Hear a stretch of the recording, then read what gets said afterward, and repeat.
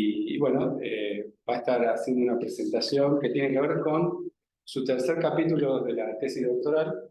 Tiene que ver con cómo pensar y medir el ciclo económico y la incertidumbre alrededor del ciclo económico. Así que, bueno, bienvenido.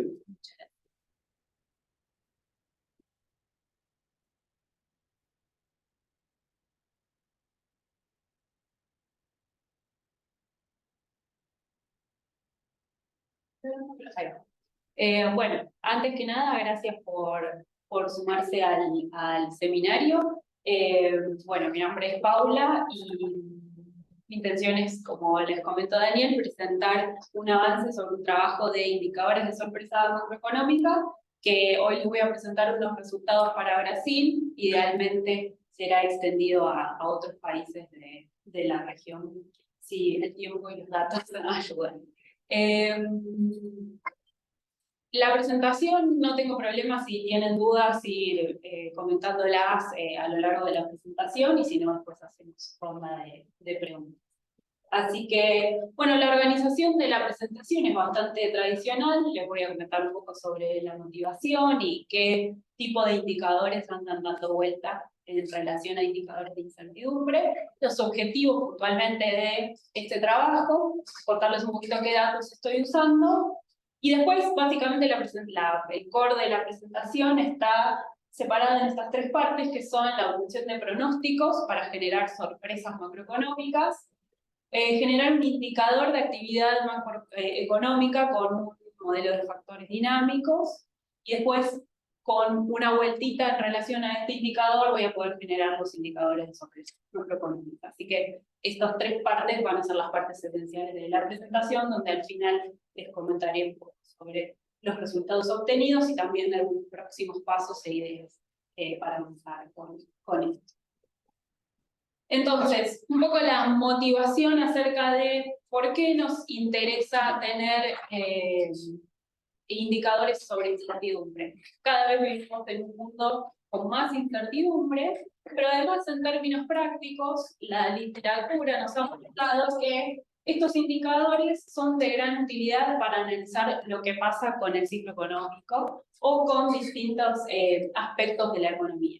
Por ejemplo, desde el lado de la economía real, hay trabajos con distintas formas de medir la incertidumbre que nos han mostrado que estos indicadores anticipan, por ejemplo, reducciones significativas en los niveles de producción y de inversión, o también en la parte monetaria, financiera. Hay muchos trabajos que nos han mostrado que estos indicadores, por ejemplo, explican movimientos futuros de activos financieros o tienen la capacidad de anticipar, por ejemplo, volatilidad futura en los mercados financieros. Así que hay una amplia literatura que nos ha demostrado que tratar de captar bajo algún índice la incertidumbre en la economía tiene utilidad para explicar estos fenómenos.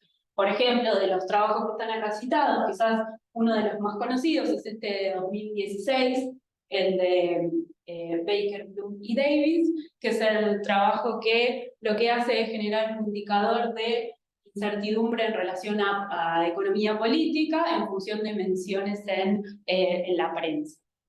Y este trabajo, por ejemplo, hace un análisis tanto a nivel macro y encuentra que aumentos en ese indicador de incertidumbre anticipan reducciones significativas en variables macroeconómicas como empleo o actividad, pero también a nivel micro, a nivel de empresa, este trabajo encuentra que un aumento de la incertidumbre afecta a las decisiones, anticipa reducciones en, por ejemplo, empleo o inversión en las decisiones a nivel de firma, especialmente en algunos sectores más marcados. Así que, digamos que estos trabajos un poco muestran que la utilidad de los indicadores son tanto a nivel macro como a nivel micro, y nos ayudan a anticipar la dinámica macro. Así que, con esto en mente, el objetivo de este trabajo en particular es mostrar avances de un ejercicio que tiene por objetivo crear un indicador de sorpresa macroeconómica para Brasil para un periodo particular. Entonces, dentro de esta literatura de generación de indicadores de incertidumbre, hay distintas formas de acercarnos a la medición de la incertidumbre, ¿no? Dado que es una variable que es no observable, podemos acercarnos a ello desde distintas formas. Por ejemplo, mirando la volatilidad del mercado de valores. Otra forma de pensar la incertidumbre es la situación en la que no nos ponemos de acuerdo, entonces la dispersión en los pronósticos, mirando pronósticos profesionales o encuestas, puede ser una forma de medir la incertidumbre. También, como les comentaba, las referencias periodísticas, lo que se está hablando en los medios o en redes sociales, por ejemplo, como midieron en este trabajo Daniel Arumí y Martín Tullada en relación a la inflación, son otras formas de acercarnos a la incertidumbre sobre la economía general o sobre algún tópico en particular. Mi trabajo y el tipo de indicador que con el que estoy trabajando yo va en línea del tercer bullet que estaba mencionando acá, que es analizar la historia de los errores de pronóstico y ver qué podemos aprender de esa historia de errores de pronóstico de ciertas variables macroeconómicas. Acá hay un trabajo de Bárbara Rossi que va en ese sentido. Yo me voy a basar más que nada en un trabajo de Chiara Scotti del año 2016. Pero bueno, esta es como un paneo muy general, muy cortito de las distintas formas a través de las cuales nos podemos acercar a la medición de incertidumbre. Dentro de mi trabajo, lo que yo voy a tomar como input son la historia reciente de los errores de pronóstico en relación a ciertas variables macroeconómicas para Brasil. ¿Por qué puede ser relevante medir la incertidumbre en un contexto de sorpresas macroeconómicas?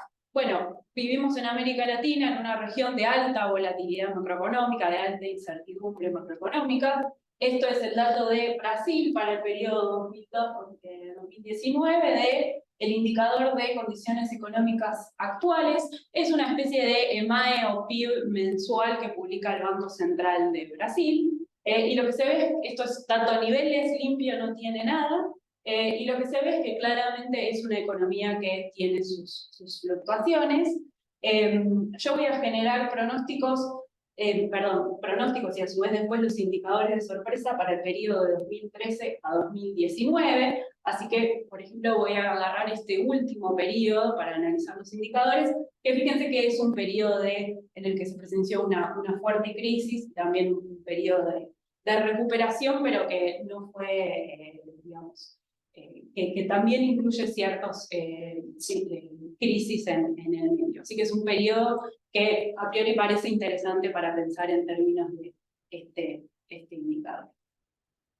Así que, si me permiten, les comento un poco los objetivos entonces generales del trabajo. Como les comentaba, es utilizando una metodología propuesta por un trabajo de Chiara Scotti, lo que asumimos es que la incertidumbre puede ser aproximada a partir de los errores de pronóstico. Y esencialmente el trabajo tiene tres partes. La primera parte es obtener eso que llamamos las sorpresas macroeconómicas, que no son otra cosa que errores de pronóstico en relación a 5 variables macroeconómicas de relevancia relacionadas a la actividad económica, ¿no? O variables y proxies de actividad económica, que son el PBI, el indicador mensual de actividad, empleo, el índice de producción industrial y un indicador de ventas minoristas. O sea, de esas 5 variables que están altamente relacionadas a la actividad económica, yo voy a generar pronósticos macroeconómicos a través de los cuales después me voy a quedar con los errores de pronóstico o las sorpresas macroeconómicas.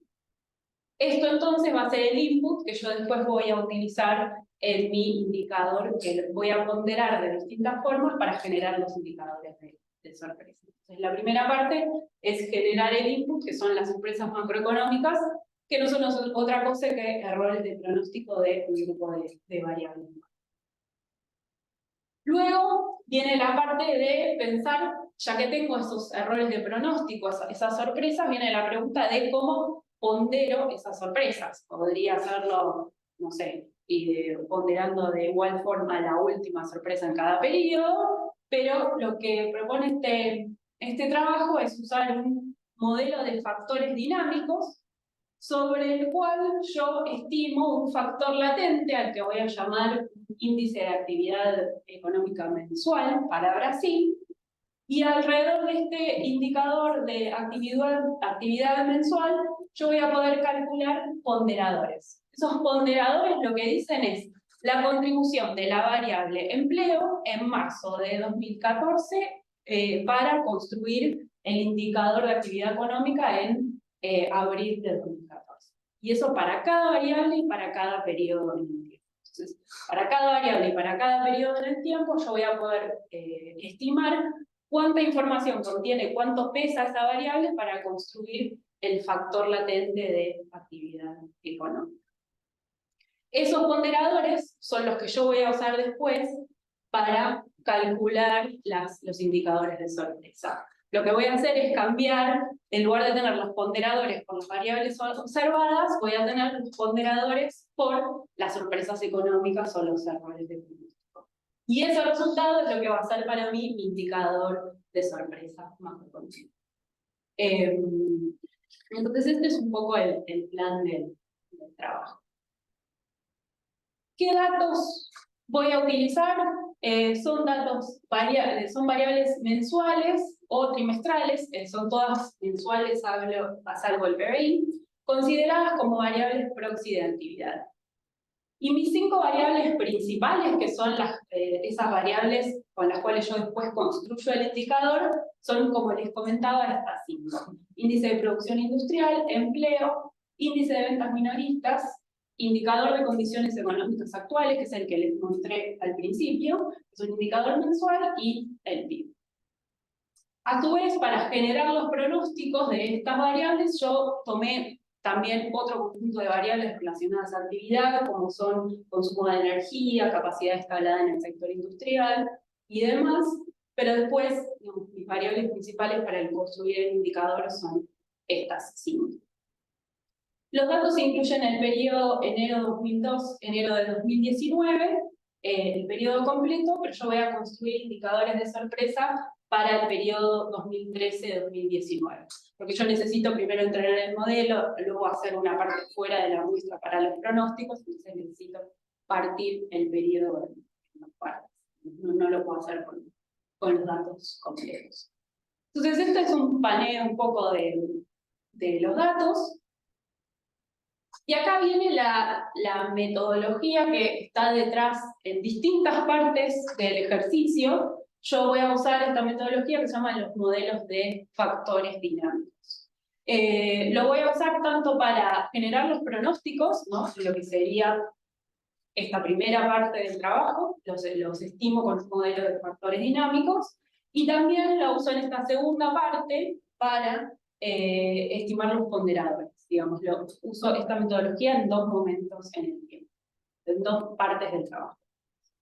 Entonces, como para hacer un breve comentario acerca de qué se tratan estos modelos de factores dinámicos, ya que son tan importantes en el trabajo, digamos, ¿qué es lo esencial de estos modelos de factores dinámicos?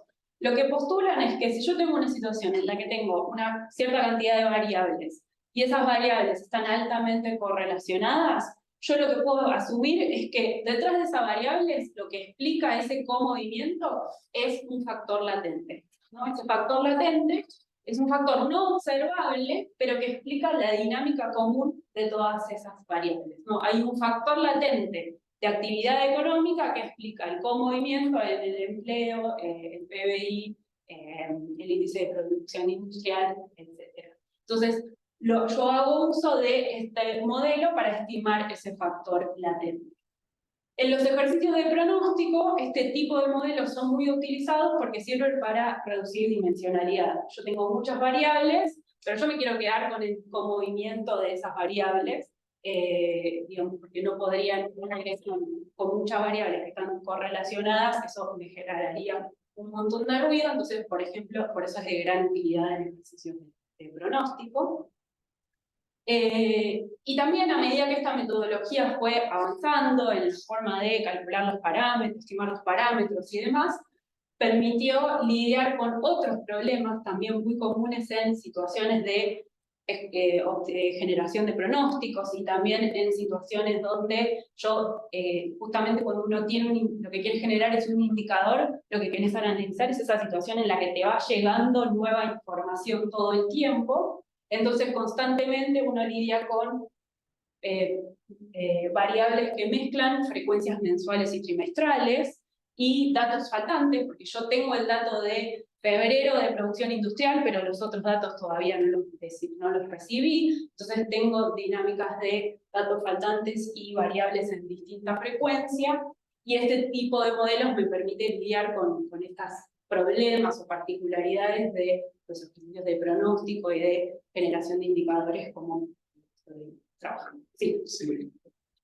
No conozco este tipo de metodología, por eso, nada, preguntarte, ¿tiene algo que ver esto con análisis factorial o no tiene nada que ver con modelos de factorial? Porque vos haces una reducción de dimensiones, ¿no? Sí, exacto. De hecho, una forma de estimar después los parámetros del modelo, quizás la forma inicial, es hacer componentes principales. Pero componentes principales, por ejemplo, no me permite lidiar con estos dos problemas que estoy mencionando acá. Son datos faltantes. Me da la sensación que este modelo lo mejor no sé de tiempo. Sí, correcto. Correcto. Correcto. Pero componentes principales no me permitía lidiar con algunos de estos problemas, entonces aparecen nuevas formas de estimar, digamos, sí, refinamientos de cómo calcular los parámetros, que son, por ejemplo, el algoritmo de expectation maximization y otras variantes, pero esencialmente el espíritu del ejercicio es el que bueno, yo agarro un componente principal y reduzco la dimensionalidad del problema para poder quedarme con la variabilidad conjunta de mis indicadores y pronosticar lo que va a pasar con él. ¿Qué es lo que tiene detrás este tipo de modelos? Un sistema de ecuaciones como este, que son modelos de lo que se llaman de vector state space o espacio estado state space. Son estas dos ecuaciones, no me voy a meter demasiado con esto, solo para comentar brevemente qué es lo que está detrás de estos modelos de factores dinámicos. Yo lo que asumo es que F es mi factor latente, ese factor que yo no puedo observar, pero que explica el movimiento de las variables. Y ese factor latente yo puedo estimarlo desde dos señales distintas. Uno es el modelo y la temporalidad del modelo. Se llama la ecuación de estado. Y asumir que yo puedo tener un pronóstico del factor latente en el periodo siguiente en función del factor latente hoy o en el periodo anterior y lo que el lambda que me estima el modelo. Entonces esa es una señal para estimar el factor latente. Y la otra son los datos observables, ¿no? Que es justamente cuánto de el factor explica a las variables observables. Entonces el modelo lo que hace es ponderar estas dos señales para estimar ese factor latente, con esta metodología de los algoritmos y también el refinamiento de cálculo. Pero esencialmente este modelo es lo que está detrás de esta metodología usando. Y luego, un poco acá viene esto, los parámetros del modelo son estimados usando distintas metodologías, componentes principales o distintos algoritmos. Entonces esta es la generalidad de este tipo de modelos. En la primera etapa de mi ejercicio, entonces, yo lo voy a usar para pronósticos. Entonces lo que voy a hacer es construir pronósticos en pseudo tiempo real para distintas variables, para mis 5 variables que van a ir al indicador. Como tengo que hacer pseudo tiempo real, necesito contar con los calendarios de publicación, cuándo fueron publicados cada variable, para saber qué información yo tenía disponible en cada momento del tiempo para hacer ese pronóstico. De ahí viene la parte del pseudo tiempo real. El periodo 2017-2019 yo tengo el calendario de pronóstico exacto bajado de las páginas que me indican cuándo se publicó cada dato. Para el periodo 2013-2016 hay 3 variables para las cuales lo tengo y otras 2 variables para las cuales no estaba publicado, lo pedí y no lo encontré. Entonces lo que hice fue generar un calendario estimado, siendo bastante conservadora, pensando en que el dato se publicó bastante tarde en el tiempo, en función de cuándo se suelen publicar esos indicadores. Eso es bastante relevante para generar el ejercicio en pseudo tiempo real. Y yo genero estos pronósticos simulando que me encuentro un día anterior en el que el dato es publicado, para tratar de anticipar cuál va a ser, para ver qué puedo anticipar sobre la noticia que va a ser publicada. Si el dato de producción industrial se produce de noviembre, se publica el 5 de enero, yo me paro un día anterior y lo trato de pronosticar. En ese sentido es un ejercicio de backcasting. Estoy tratando de ver qué estaba pasando en este momento, en el tiempo. Pero solo incluyo información que ya esté publicada. Y repito este ejercicio para las 5 variables de interés, que son las que voy a incluir después en el indicador de sorpresas. Y con eso genero después, una vez que tengo los pronósticos, obviamente calculo los errores y con eso obtengo el input de los indicadores que van a ser las sorpresas macroeconómicas o los errores de pronósticos. Entonces, esta es el primer bullet, la primera parte del trabajo.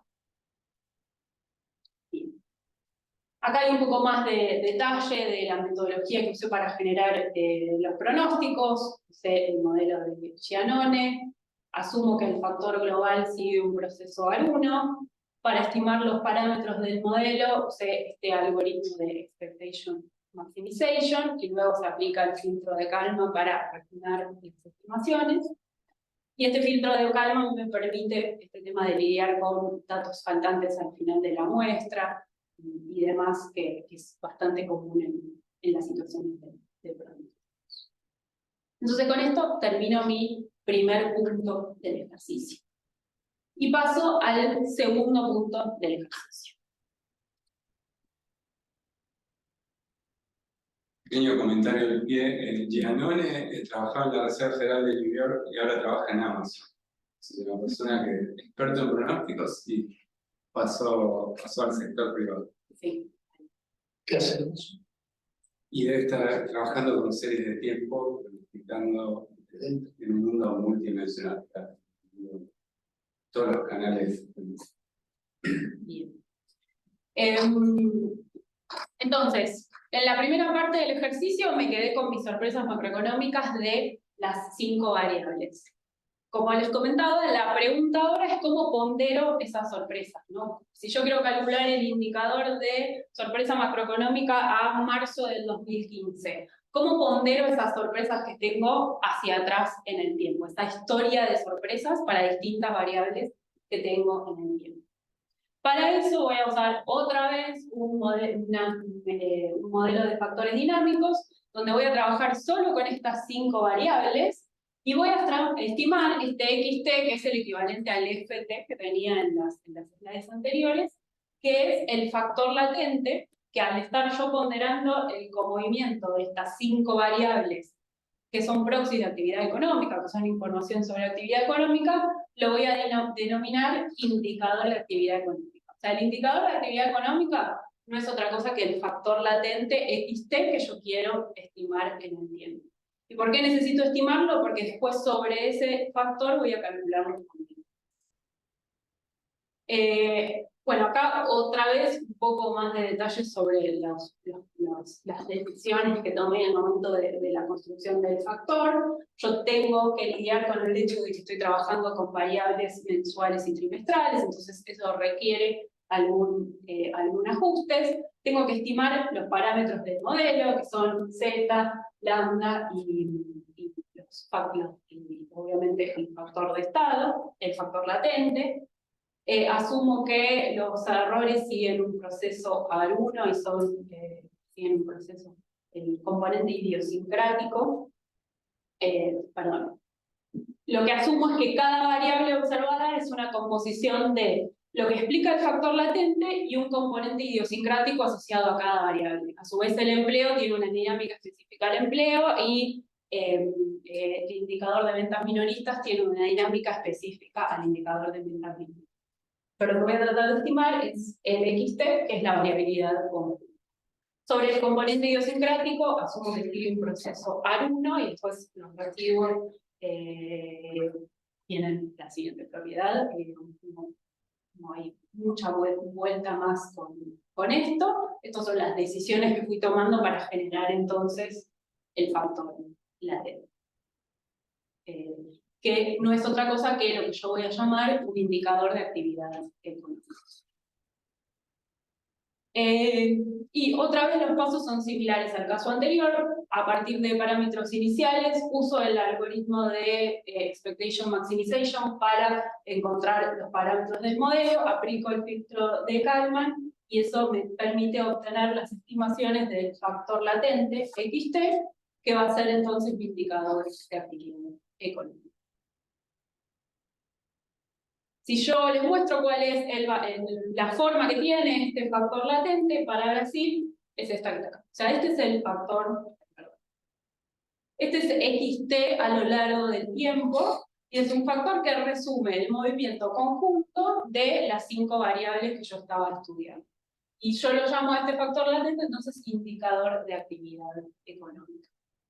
Entonces, esto es el indicador de actividad económica para Brasil en cada momento del tiempo, que resume la actividad de estas 5 variables macroeconómicas.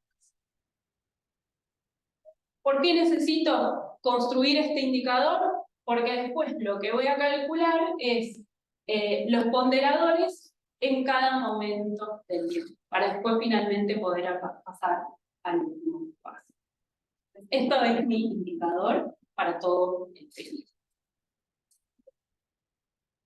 Bien.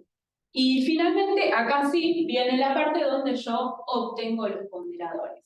Para eso me basé, al igual que Scotty en este trabajo de y Harvey, que lo que hace es calcular el factor latente en función de la información disponible en el momento T.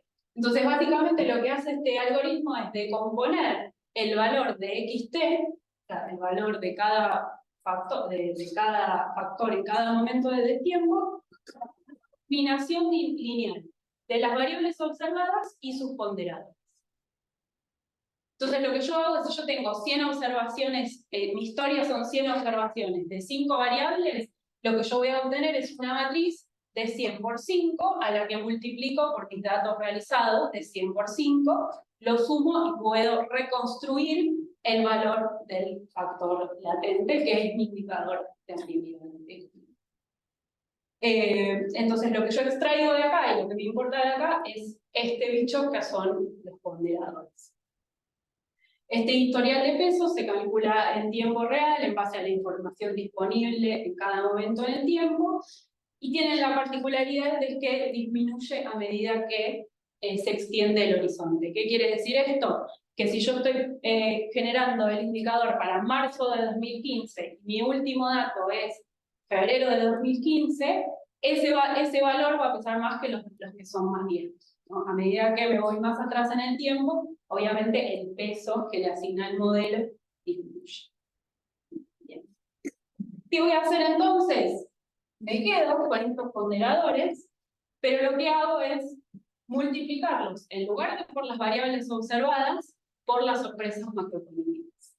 Y eso lo que me va a devolver, en lugar de devolverme el valor del factor latente, me va a devolver mi indicador de sorpresas macroeconómicas. Como que enroco la información que va de la. ¿Qué es ese IJ? Es la sorpresa estandarizada de la variable I en el momento justo. Lo estandarizo porque como tengo distintas variables para poder combinarlas, valor nominal.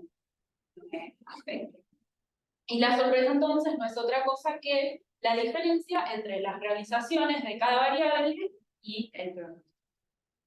Eso serían los errores. Eso serían los errores, exactamente, lo que obtuve del input en la primera parte.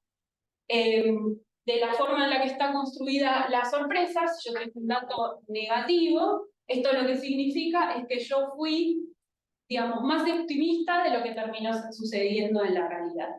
Y si yo tengo un dato positivo, al revés, yo estimaba un valor menor para la variable y los datos me confirmaron que a la economía le fue mejor. sea, en ese caso yo estaba haciendo, o mi modelo estaba siendo más pesimista de lo que verdaderamente sucedía. Entonces, en función de eso, el indicador va a tener valores positivos y negativos. Los valores positivos van a indicar que la economía tuvo una realización mejor a la esperada, y los valores negativos al revés, que la economía tuvo una realización peor a la esperada. Lo que hago es estimar este modelo en frecuencia diaria, donde yo actualizo el valor del indicador cada vez que tengo una nueva sorpresa. Se publica el dato de empleo, lo incorporo y genero el valor indicador.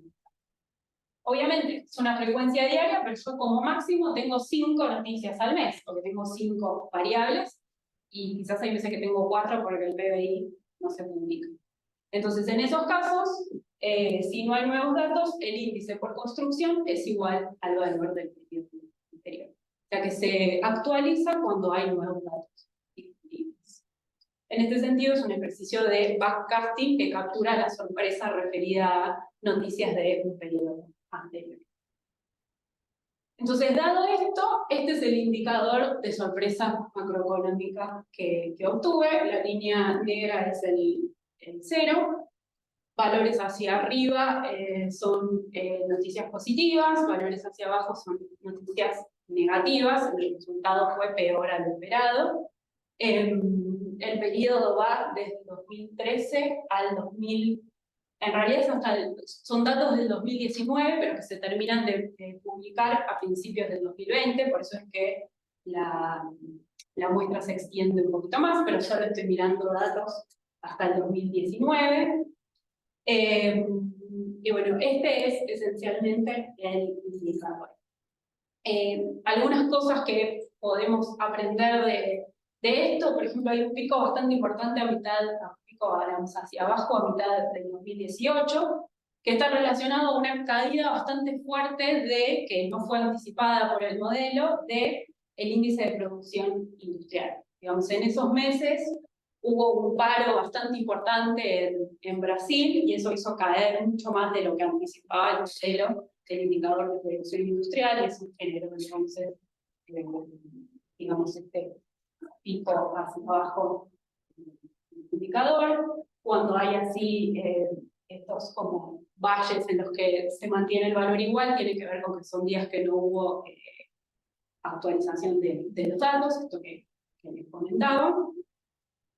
Y por ejemplo, después, esencialmente uno lo que observa es acá un periodo de noticias relativamente negativas y después un periodo de noticias positivas. Esto podría estar relacionado con el momento de crisis de recesión bastante fuerte que hubo en Brasil en 2015 y 2016, y luego hubo una recuperación. Lo que estaría mostrando el indicador es que la parte de la crisis no fue del todo anticipada, y luego lo mismo con ¿En qué año hubo un cambio de gobierno? En 2019 asume Bolsonaro. Por ejemplo, en 2018 estaba Temer. Y no me acuerdo cuándo se termina el gobierno, pero, o sea, del último, por ejemplo, del gobierno de Bolsonaro solo agarró el 2019. Y el eje vertical también lo que les dio. No, o sea, el número en sí, sí, no tiene valor, sino tienen que ver las variaciones. Porque las sorpresas están estandarizadas, entonces no es interpretable. Bien. Luego, respecto a la construcción del indicador en cada momento de tiempo, uno lo que puede analizar es cómo cambian los ponderadores, ¿no?, en cada momento en el tiempo. Por ejemplo, esto que les estoy mostrando acá es los ponderadores acumulados para todo el periodo del primer trimestre del 2015. O sea, esto es cómo va cambiando a medida que avanza el tiempo y se publican nuevos datos, cuánto de ese factor es explicado por el empleo, por el índice de producción, por el indicador de ventas minoristas, el indicador de IBC, que es el indicador de condiciones económicas actuales, y el PIB. Y esto es acumulado a lo largo de todas las observaciones para cada variable.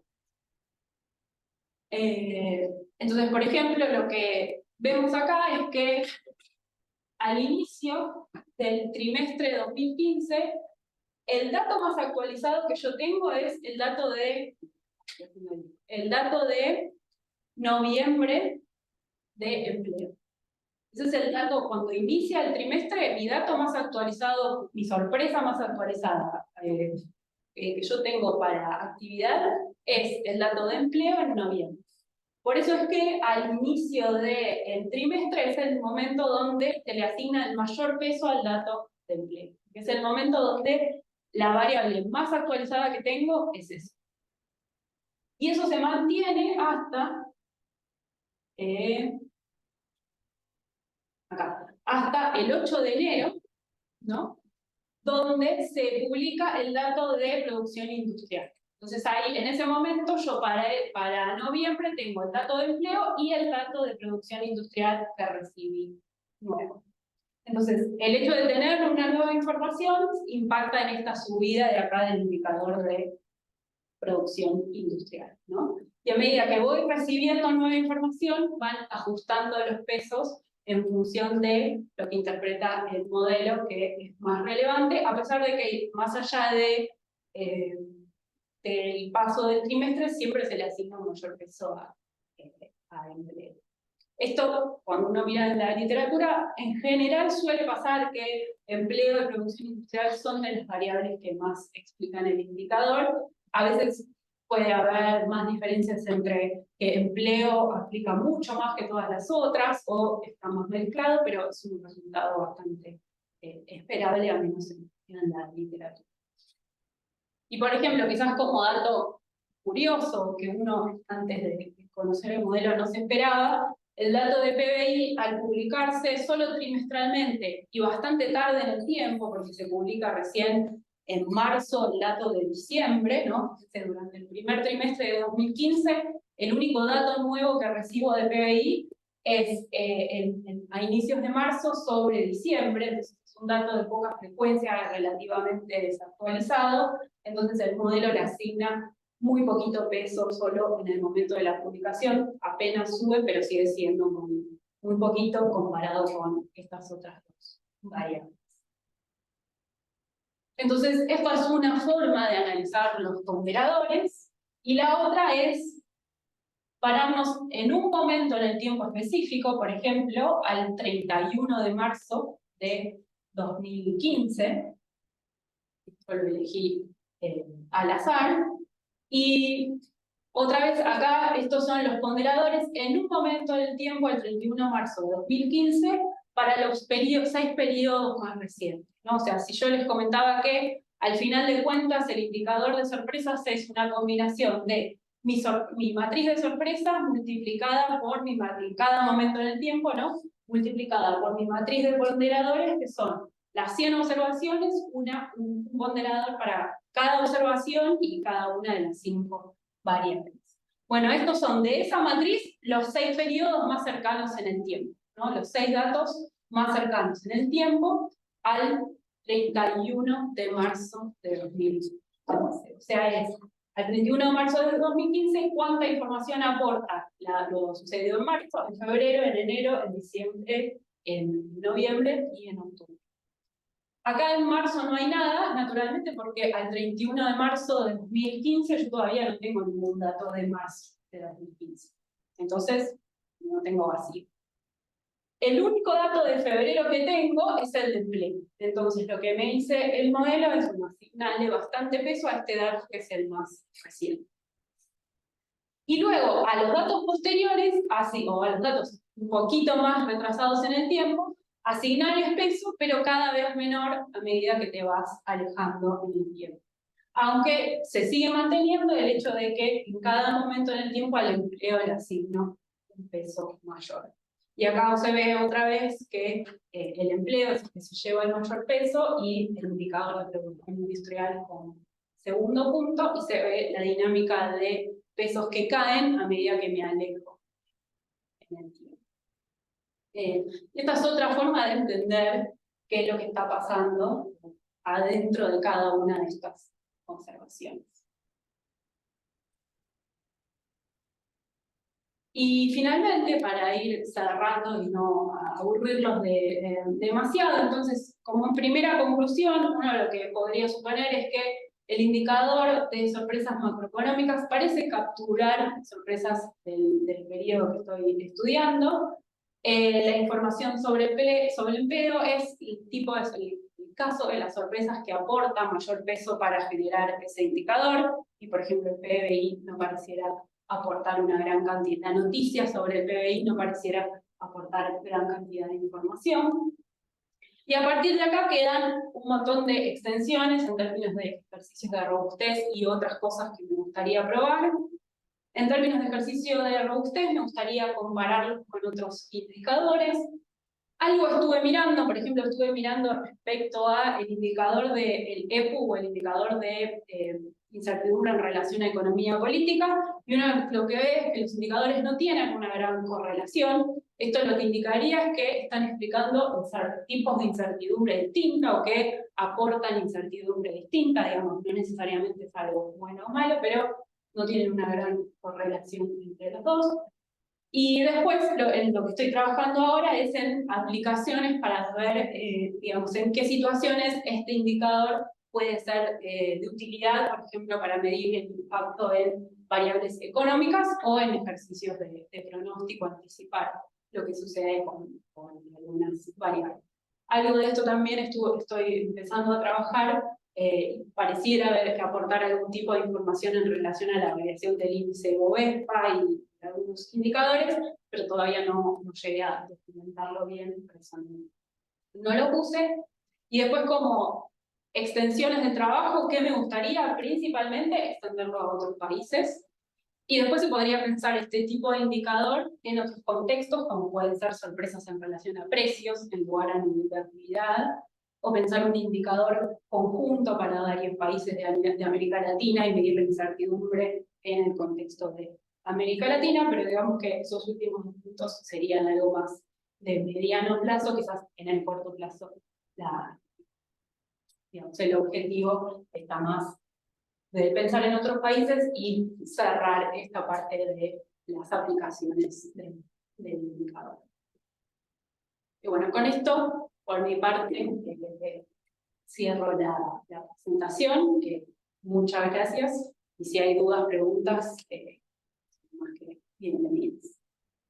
Una pregunta. Sí. ¿Hay una forma que puedas decir, bueno, este tipo de metodología me permite generar cierta ganancia respecto a otra metodología? Digo, no sé si podés ese indicador construirlo sin usar los ponderadores. Sí, definitivamente es algo que pensé, no llegué a hacerlo, pero claramente pensar en algún tipo de benchmark más simple y ver cómo funciona. ¿Qué es lo que estás ganando? ¿No? Sí. Que es un trabajo terrible, digo, me interesa saber qué es lo que estás ganando. Totalmente, uno podría pensar en alguna forma de ponderar más simple, en base a una regla más simple y ver en qué cosas gano y en qué cosas gano. Sí, de acuerdo. Digamos, creo que lo tendría que poner dentro de los ejercicios de robustez. Yo pensaba lo mismo en relación a que el ponderador se ve muy influido por el último dato, en lugar de alguna cuestión que explique más la relevancia de las variables en la explicación de la varianza total. Si yo hago el paralelo, que estoy como Cristian, haciendo el paralelo con el método factorial o de los componentes principales. Entonces ahí uno en general dice, bueno, tal variable explica más la realidad total, y acá tal variable es la última que conocí, entonces influye más. Que entiendo que sería relevante porque estás analizando la sorpresa, entonces la última información, a lo más moderno, es lo que más interesa. Sí, de acuerdo. De todas formas, no es que no influye, por ejemplo, el impacto de una variable en cuanto afecta la variabilidad conjunta, porque en el cálculo de los ponderadores, digamos, yo no me metí mucho con eso, pero dentro de los ponderadores es un cálculo recursivo en el que yo uso los parámetros que salen del modelo, como por ejemplo esta matriz Z, que es la que resume la información de los factor loadings o la carga de los factores en cada variable, que esa captura esta información sobre cuánto del factor latente es explicado por cada una de estas variables observadas. Entonces, en ese sentido, el ponderador no solo refleja el hecho de que estoy recibiendo una noticia nueva, sino también refleja la contribución que tiene cada variable en explicar el factor. O sea, eso está En el dentro. periodo completo, porque es el 100%, digamos, de los ponderadores, es el periodo completo. Sí, correcto. Vos no podés hacer un corte en un momento del tiempo para ver cuál explica más. O podrías, pero no te interesa. Sí, podría, digamos. Esto acá explica un poco de esto. O sea, lo que veo es que pasa el tiempo y el dato de empleo es uno de los que más Ahí mi pregunta principal, ¿por qué empleo formal y no empleo informal?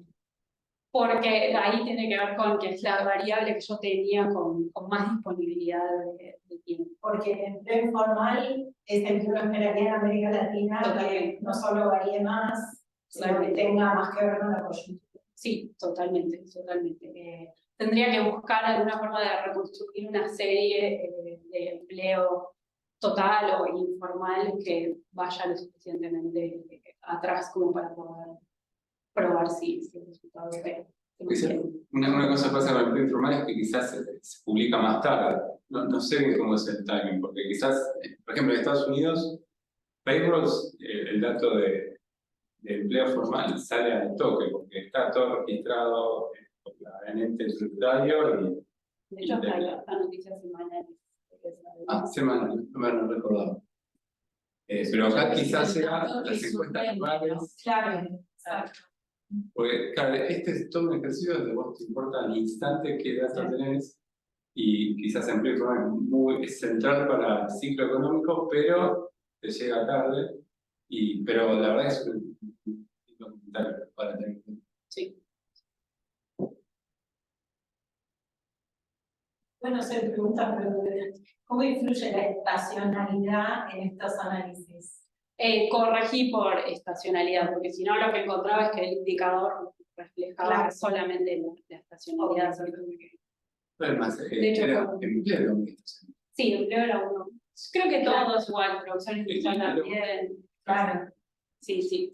De hecho, la primera versión del índice me daba como una caída importante en enero, en el momento que se publicaban los datos de enero, y así porque reconstruimos que estaba exactamente eso era correcto. Yo estaba pensando si podrías ampliar, si quisieses ampliar, ¿no?, el ejercicio con dos tipos de datos que quizás tienen mucha información hacia adelante. Uno son los pronósticos de expertos, los que estén disponibles, ¿no? Y el otro podría ser lo que la gente dice, los diarios, donde sea. ¿Uno podría agregar esos dos tipos de variables a tu ejercicio en lugar de factores, o tendría que hacer una adaptación? No, pienso que se podría. En general, el gran problema de esos datos es encontrarlos, digamos, que se mantengan publicados para ciertos periodos de tiempo, pero creo que se podría. La misma, ¿no? Sí. Ahora en este momento no se me ocurre por qué no. Creo que se podría encontrar. Bueno, muchas gracias por las preguntas.